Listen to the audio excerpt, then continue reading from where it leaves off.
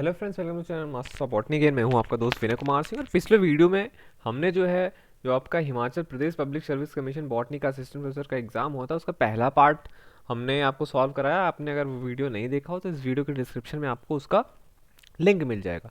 इस वीडियो में हम क्वेश्चन नंबर 41 से देखेंगे, क्योंकि हम क्वेश्चन नंबर 40 तक का उस पार्ट में सॉल्व करा चुके थे।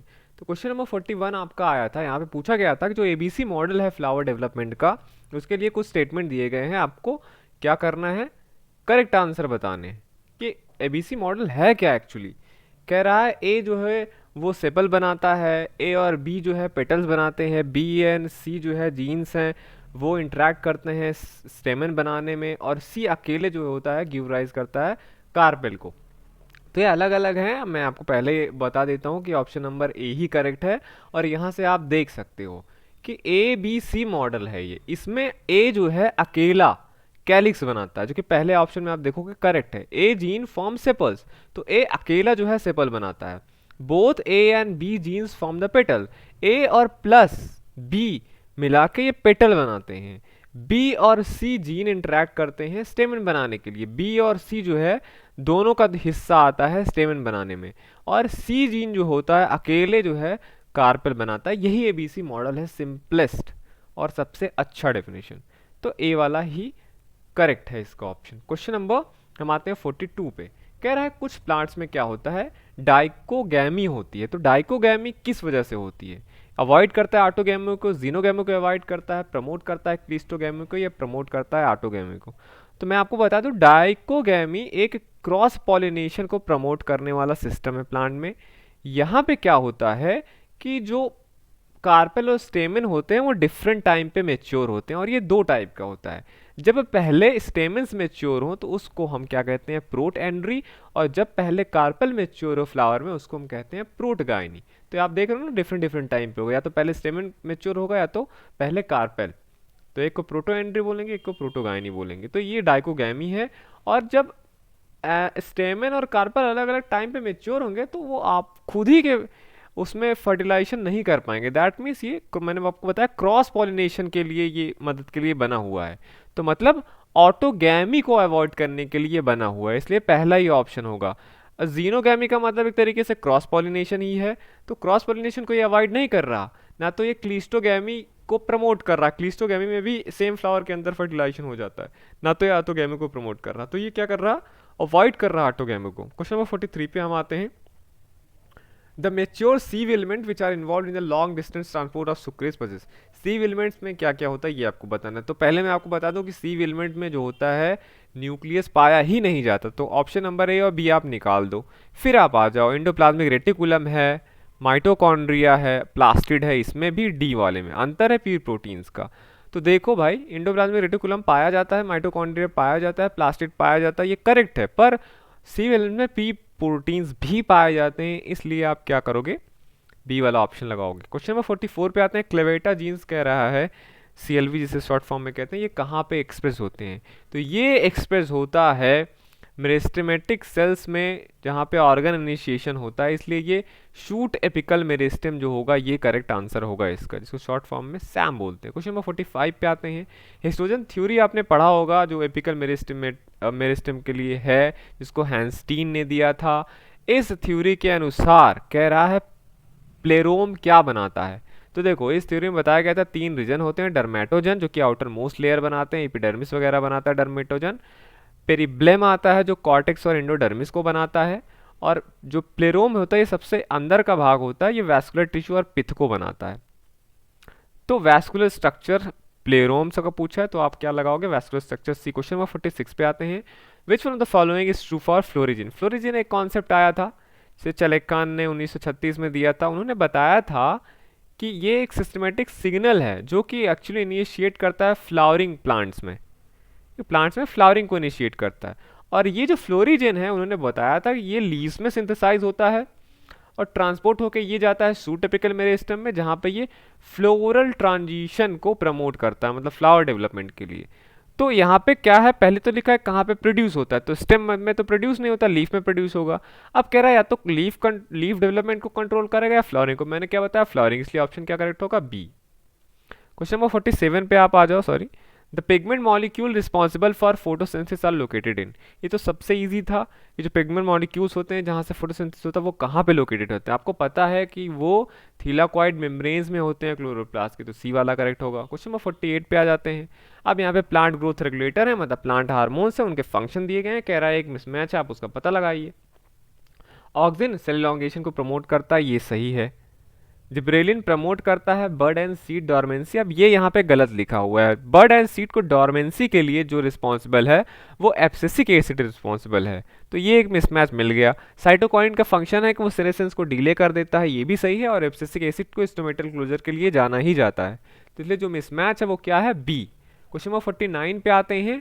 यहाँ पे भी फोटोट्रॉपिन, फाइटोक्रोम और क्रिप्टोक्रोम का स्टेटमेंट लिखा गया है कि फोटोट्रॉपिन जो होता है मीडिएट करते हैं phototropism responsible is higher plant, मतलब जो फोटोलाइट की वजह से जो वो होते हैं ग्रोथ होता है प्लांट में, वो मीडिएट करता है फोटोट्रॉपिन। तो ये इसके लिए सही है कि हाँ ये मीडिएट करता है phototropism responses in higher plant. Phytochrome कह रहा है ये एक ब्लू यूवीए फोटो रिसेप्टर है। एक्चुअली फाइटोक्रोम ब्लू का नहीं है, ये रेड और फार रेड लाइट को रिसीव करता है, तो ये गलत है। क्रिप्टोक्रोम कह रहा है रेड एंड फार लाइट है, एक्चुअली ये ब्लू लाइट को रिसीव करता है। तो 2 और 3 दोनों गलत है, केवल करेक्ट आंसर होगा कौन सा? पहला वाला, इसलिए ऑप्शन ए होगा। क्वेश्चन नंबर 50 पे आते हैं। कह रहा है कौन सा एलिमेंट है जो कि इसेंशियल होता है पॉलन जर्मिनेशन में? तो पॉलन जर्मिनेशन अगर आप माइक्रो न्यूट्रिएंट्स वगैरह पढ़ते हैं प्लांट फिजियोलॉजी में, तो सारा का उसमें फंक्शन लिखा होता है। तो बोरॉन का फंक्शन है कि ये पॉलन जर्मिनेशन में हेल्प करता है, तो ऑप्शन सी होगा। क्वेश्चन नंबर 51 पे आते हैं। Which one is not true for the species possessing C4 pathway? कह रहा है इसमें से कौन सा ऑप्शन नहीं सही है C4 पाथवे के लिए? पहला कि they are able to minimise the photorespiration by using more efficient enzyme to fix CO2। ये वाला ऑप्शन करेक्ट है, लेकिन वो क्या पूछा है? Not true. तो ये वाला मान लो करेक्ट है, हाँ भाई ठीक है, वो मिनिमाइज कर लेता है फोटो रेस्पिरेशन को, उसमें कुछ एक्स्ट्रा एंजाइम्स हैं। B oxidative decarboxylation occur in the chloroplast और बंडल सीड सेल। तो डीकार्बोक्सिलेशन तो होता है कि क्लोरोप्लास्ट में जो बंडल सीड सेल्स होते हैं उनमें, लेकिन ऑक्सीडेटिव डीकार्बोक्सिलेशन नहीं होता, डीकार्बोक्सिलेशन होता है। See they have high compensation point for CO2। तो देखो यहाँ पे हाई कंपनसेशन पॉइंट नहीं होता, यहाँ पे लो कंपनसेशन पॉइंट होता है। तो आप जब कंपनसेशन पॉइंट देखोगे तो कंपनसेशन पॉइंट एक थ्रेशोल्ड वैल्यू है जहाँ पे जो कंसंट्रेशन है CO2 का, eight which eliminated plant part stop absorbing carbon dioxide for their environment at this value. इस कंपनसेशन पॉइंट पे जो CO2 फिक्स होता है फोटोसिंथेसिस में, वो इक्वल हो जाता है जो कि CO2 रिस्पिरेशन में उसी प्लांट से इवॉल्व हो रहा है उसके, ठीक है, और फोटो रेस्पिरेशन में जो इवॉल्व हो रहा है, तो इसको कंपनसेशन पॉइंट कहते हैं। और ये होता है 25 से 100 ppm C3 प्लांट में और 0 से 10 ppm, तो ये कम होता है कंपनसेशन पॉइंट। तो क्या होता है यहाँ पे, लेकिन हाई लिखा है, तो बी तो गलत था ही, सी भी गलत है। डी पे आते हैं। They have lower photosensitive yield, पर ऐसा होता नहीं है कि ये लोअर हो C3 और कैम प्लांट से। यहाँ पे फोटोसेंसिटिव यील्ड क्या होता है? ज़्यादा होता है, तो डी भी गलत है। तो बी सी डी दो तीनों गलत है। क्वेश्चन नंबर 52 पे आते हैं। Which one of the following हमने इसे टाइटेक्स प्रिकर्सर फॉर ऑक्सिजन बायोसिंथेसिस, ये भी काफ़ी पॉपुलर क्वेश्चन है, कई बार आया है कि ट्रिप्टोफान जो एक आपका एमिनो एसिड है, ये ऑक्सिजन का प्रिकर्सर है उसके बायोसिंथेसिस के लिए, ठीक है। अगर आप कोई रेडियो लेबल्ड कर दोगे, लेबल्ड करके लेबलिंग करके किसी प्लांट को फीड कराते हो आप ट्रिप्टोफान, तो जो उससे ऑक्सिजन बनेगा उसमें आपको लेबल ट्रिप्टोफान मिलेगा। क्वेश्चन नंबर 53 पे आते हैं। जो सिंथेसिस होता है सुक्रोज का, फोटोसिंथेसिस का, वो कहाँ पे होता है? तो देखो जो सुक्रोज का सिंथेसिस होता है वो साइटोसॉल में होता है, तो इसका ऑप्शन क्या है? सी करेक्ट है। जो ट्रायोस फास्फेट बनते हैं फोटोसिंथेसिस में, वो उससे सुक्रोज का सिंथेसिस साइटोसॉल में होता है, क्लोरोप्लास्ट में नहीं होता। Which one of the following is used for the identification of protein by using peptide mass fingerprinting? देखिए SDS पेज अलग है, क्रोमेटोग्राफी अलग है, फैक्ट्स भी काफ़ी अलग है। मास जो आता है इसमें आता है माल्डीटॉफ में, माल्डीटॉफ से ही जो होता है प्रोटीन्स का हम आइडेंटिफिकेशन करते हैं, ये उसमें आता है प्लांट टेक्निक्स वगैरह का है। Which one the following plays a की रोल इन फोटोमार्फोजेनेसिस? देखो फोटोमार्फोजेनेसिस में सबसे ज़्यादा इंपॉर्टेंट जो है वो है आपका क्या? फाइटोक्रोम ही है। क्वेश्चन नंबर 56 पे आते हैं। Which one of the following enzyme is responsible for the synthesis of DNA by adding nucleotide one by one to the growing DNA chain incorporating usually only those that are complemented to template? देखो ये कह रहा है कौन सा enzyme है जो DNA बनाता है, तो DNA कौन बनाएगा? कोई पॉलीमरेज ही बनाएगा, वो आर प्राइमर के बस का काम नहीं है, ना तो हेलिकेज का है, ना तो सिंगल स्ट्रैंड बाइंडिंग प्रोटीन है। तो कोई पॉलीमरेज ही सिंथेसाइज कर सकता है डीएनए, तो डीएनए पॉलीमरेज। क्रिस्पर कैस9 एक जेनेटिक मॉलिक्यूलर टूल है, काफ़ी ज़्यादा पॉपुलर हुआ था। तो किसकी में काम आता है ये? जीन एडिटिंग के काम आता है। क्वेश्चन नंबर 58 पे आते हैं, कह रहा है कौन सा करेक्टली मैच नहीं है, फिर से पूछा है। तो एंटीकोडॉन क्या होता है? कह रहा है ये टीआरएनए के साइट्स होते हैं जहाँ पे हाइड्रोजन बॉन्डिंग करता है ये मैसेंजर आरएनए मॉलिक्यूल से। तो ये करेक्ट है। राइबोजाइम जो है इसके लिए भी करेक्ट स्टेटमेंट दिया हुआ है कि they are catalytically active RNA molecules और आरएनए प्रोटीन कॉम्प्लेक्सेस। प्लाज्मिड के लिए भी सही है कि ये स्मॉल सर्कुलर डीएनए होते हैं, बैक्टीरिया में पाए जाते हैं और कुछ प्रोटोजोआ में भी मिलते हैं, जो कि अपना इंडिपेंडेंटली रिप्लिकेट करते हैं। हिंद थर्ड पे आ जाते हैं, ये एक रिस्ट्रिक्शन एंजाइम है। लेकिन यहाँ पे क्या लिखा है? ये कैटेलाइज करता है डीएनए के सिंथेसिस को, और आपने क्या पढ़ा है कि रिस्ट्रिक्शन एंजाइम पैलिंड्रोमिक सीक्वेंसेस को कट करते हैं। तो हिंट थर्ड क्या है? ये एक साइट स्पेसिफिक रिस्ट्रिक्शन एंजाइम है जो कि हीमोफिलस इंफ्लुएंजा से आइसोलेट होता है, और ये एक पैलिंड्रोमिक सीक्वेंस जिसको कट करता है, क्योंकि अलग अलग जो रिस्ट्रिक्शन एंजाइम है वो अलग अलग पैलिंड्रोमिक सीक्वेंस को कट करते हैं। और इसका पैलिंड्रोमिक सीक्वेंस क्या है? AAGCTT, ये यहीं पे कट करता है। तो यही वाला गलत दिया हुआ है। क्वेश्चन नंबर 59 पे आ जाए तो विच one of the following techniques is use for making multiple copies और स्पेसिफिक डीएनए सेगमेंट। कह रहा है इसमें से किस टेक्निक का यूज़ करके आप किसी एक स्पेसिफिक डीएनए सेगमेंट का बहुत सारा कॉपी बना सकते हो। तो नॉर्थन ब्लॉटिंग से नहीं बनता, ना तो स्पेक्ट्रोफोटोमेट्री से बनता है, ना तो जेलेक्ट्रोफोरेसिस से बनता है। पीसीआर पॉलीमरेज चेन रिएक्शन, इसका यूज़ करके हम डीएनए फ्रेगमेंट्स को एम्पलीफाई कर सकते हैं हज़ारों लाखों टाइम। लास्ट क्वेश्चन देखते हैं इस वीडियो का। Which one of the following statements is are correct. तो यहाँ पे तीन स्टेटमेंट दिए गए हैं, पूछा है कौन कौन से करेक्ट हैं वो बता दो। गोल्डन राइस एक जेनेटिकली मॉडिफाइड है, मतलब गोल्डन राइस जिसे हम कहते हैं वो जेनेटिकली मॉडिफाइड प्लांट है जो कि बीटा कैरोटीन प्रोड्यूस होता है, और जो कि ह्यूमन में जब ये मेटाबोलाइज होता है तो ये विटामिन ए में कन्वर्ट हो जाता है। ये स्टेटमेंट इसका सही है। दूसरा, कि जो कल्चर करते हैं हम मेरिस्टेम का, वो एक इंपॉर्टेंट मेथड है अगर हम हेल्दी प्लांट को रिकवर करना चाहें किसी डिजीज प्लांट से। तो ये भी सही है कि रिकवरी जो होती है हेल्दी प्लांट के डिजीज प्लांट में, उसमें मेरिस्टेम कल्चर का यूज़ करा जाता है। थर्ड, आइसोलेटेड जो प्रोटोप्लास्ट होते हैं, दो different varieties of plant each having a desirable characters can be fused to get the hybrid protoplasm which can be grown to form a new plant। ये क्या है? प्रोटोप्लास्ट कल्चर का definition ही है कि हम प्रोटोप्लास्ट को दो डिफरेंट वेराइटीज़ किसी प्लांट से आइसोलेट करके उनको फ्यूज़ करा के और डिज़ायर्ड हाइब्रिड प्रोटोप्लास्ट बना देंगे, जो कि एक डिज़ायर्ड प्लांट में हम ग्रो करा सकते हैं। तो तीनों के तीनों स्टेटमेंट सही हैं, 1 2 3। तो डी वाला ऑप्शन करेक्ट होगा, और सभी में एक्सप्लेनेशन तो लिखा ही हुआ है। एक और देख लेते हैं जब इसमें आ ही गया है तो। क्वेश्चन नंबर 61, सॉरी अभी तो 65 तक जाना। विच one of the following statistical method is ideal to validate experimental data of Mendel's work to check whether there is a significant difference between an expected value and observed value। देखो, एक जो statistical test होता है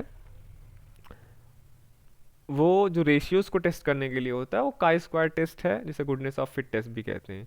ये किसी researchers को allow करता है कि वो डेटा कंपेयर करें। जैसे कि अगर हम ब्रीडिंग एक्सपेरिमेंट से जो नंबर हमें मिलता है, जैसे प्लांट ब्रीडिंग या आप इसी मटर वटर का जो ब्रीडिंग आप करा रहे हैं, उसकी जो प्रेडिक्टेड वैल्यूज है, जैसे मेंडल ने करा है, हाँ इसको आप क्रॉस कराओगे 3:1 मिलेगा, इसको कराओगे 9:3:3:1 करा मिलेगा। तो इसके लिए जब भी आपको प्रेडिक्टेड वैल्यूज़ और ऑब्जर्व वैल्यूज़ के बीच में कंपैरिजन करना हो तो आप काई स्क्वायर टेस्ट लगाते हैं, जिसके रिजल्ट से आप ये पता करोगे कि एक क्रिटिकल नंबर होता है, अगर वो एक्सीड हो जाता है तो आपको डिसाइड करना है कि आप वो एक्सपेरिमेंट फिर से करोगे या वो जो हाइपोथेसिस दिया गया है वो गलत है। ठीक, तो क्वेश्चन नंबर 62 पे चलते हैं। कह रहा है न्यूक्लियोसोम क्या कंटेन करता है। तो न्यूक्लियोसोम के अंदर क्या होता है? प्रोटीन राइबोन्यूक्लिक एसिड नहीं। डीएनए नॉन स्टेबल प्रोटीन नहीं। डीएनए होता है coiled around the core of stone. Nucleosome model आपने पढ़ा होगा। तो करेक्ट ऑप्शन क्या है? सी। क्वेश्चन नंबर 63 पे आते हैं। कौन सा इसमें से स्टेटमेंट कह रहा है करेक्ट नहीं है, ये ध्यान देना है। तो लिखा है एक प्रोटीन कंपोज होती है एक या एक से ज़्यादा polypeptide chain, each of which a covalently joint amino acid. कह रहा है एक प्रोटीन, अगर जो आप प्रोटीन बोलते हो वो एक पॉलीपेप्टाइड चेन का भी बना हो सकता है, एक से ज़्यादा पॉलीपेप्टाइड चेन का भी बना हो सकता है, और वो खुद भी एमिनो एसिड के कोवेलेंट लिंकिंग से बनता है। ये करेक्ट है। हिस्टोन प्रोटीन जो होता है यही लार्जली रिस्पॉन्सिबल होते हैं जो क्रोमेटिन का स्ट्रक्चर होता है ये। तो ये भी सही है कि हिस्टोन जो है उनकी वजह से ही क्रोमेटिन का जो स्ट्रक्चर है वो होता है कॉइलिंग वगैरह। सी पे आते हैं, super coiling of DNA molecule is produced by DNA topoisomerase. तो देखो जो सुपर कॉइलिंग है ये आप कह लो प्रोड्यूस भी होती है और हटाया भी जाता है। टोपोआइसोमरेजेस दो टाइप के होते हैं, तो ये वाला स्टेटमेंट आप गलत कर सकते हो, पर एग्जैक्टली ये गलत नहीं है कि सुपर कॉइलिंग जो है प्रोड्यूस तो होता है डीएनए टोपोआइसोमरेज से टाइप सेकंड वाले से, पर टाइप फर्स्ट वाले से ये रिमूव भी होता है। तो दोनों चीज़ें हैं, आप इसी को ले सकते हो इस ऑप्शन को। डी वाला unwinding the DNA double helix to separate the parental state require gyrase protein. तो गायरेज प्रोटीन का फंक्शन है कि वो प्रोकैरियोट्स में वो क्या करता है, डबल हेलिक्स को सेपरेट करता है। तो इसमें से करेक्ट ऑप्शन जो कि एक्चुअली नॉट करेक्ट है, आप कह लीजिए ऑप्शन नंबर सी ही होगा most probably. Question number 64, which one of the following is not correct about transcription के लिए कौन सा करेक्ट नहीं है। ट्रांसक्रिप्शन जो है is the synthesis of DNA molecule from the segment of RNA. क्या ऐसा है? नहीं, ये करेक्ट नहीं है। ट्रांसक्रिप्शन में क्या होता है, डीएनए से आरएनए बनता है। इसमें क्या लिखा है, सिंथेसिस होना डीएनए का फ्रॉम आरएनए, ये गलत है। Be the enzyme use in transcription is RNA polymerase, ये भी करेक्ट है क्योंकि ट्रांसक्रिप्शन में आरएनए ही तो बनता है, तो आरएनए के लिए आरएनए पॉलीमरेज चाहिए, डीएनए पॉलीमरेज नहीं। See the RNA polymerase bind to a DNA sequence of 20 to 200 nucleotide, जिसे प्रमोटर कहते हैं। ये भी सही है कि आरएनए पॉलीमरेज जहाँ पे बाइंड होता है उस साइड को प्रमोटर बोलते हैं। टी बैक्टीरिया में सिग्मा फैक्टर होता है एक प्रोटीन जो कि आरएनए पॉलीमरेज को अलाइन करता है कि वो उस प्रमोटर रीजन पे प्रॉपरली बाइंड कर ले। तो तीनों बीसीडी सही है, पर ये वाला गलत है, ये आपको ध्यान रखना है। ठीक है, 65 पे आ जाते हैं, लास्ट क्वेश्चन इस वीडियो का, कि ए लिस्ट फर्स्ट में डाई दिया हुआ है, लिस्ट सेकेंड में किसको स्टेन वो करता है, हाँ स्टेन करता है। तो सबसे जो पॉपुलर है वो लैक्टोफिनॉल, जो कि फंगल हाइफी यूजली लैब्स में आप जो देखेंगे बीएससी एमएससी में हर जगह लैक्टोफिनॉल रखा रहता है फंगल हाइफी को स्टेन करने के लिए। दूसरा जो पॉपुलर है थोड़ा सा, जो बायोटेक के स्टूडेंट है, बायोटेक लैब्स वगैरह को वैसे भी रेडिएंट ब्लू का यूज़ करा जाता है, वो आप देखोगे कि प्रोटीन्स को स्टेन करने के लिए होता है। फिर जो आपका आ गया टोलुइन ब्लू, वो क्या होता है, आरएनए और डीएनए को स्टेन करने के लिए होता है, पर यहाँ पे आरएनए दिया हुआ है। फिर आ जाते हैं डी पे, ऑस्मियम जो टेट्राऑक्साइड है ये फैट और लिपिड्स को स्टेन करने के लिए होता है। इस वजह से इसका करेक्ट आंसर क्या होगा, सी। तो ये था पार्ट नंबर सेकंड, जहाँ पे हमने क्वेश्चन नंबर 41 से 65 तक देखे। अब नेक्स्ट वीडियो में हम क्वेश्चन नंबर 66 to 86 देखेंगे। देखते रहिए masters of botany. Thank you for watching this video.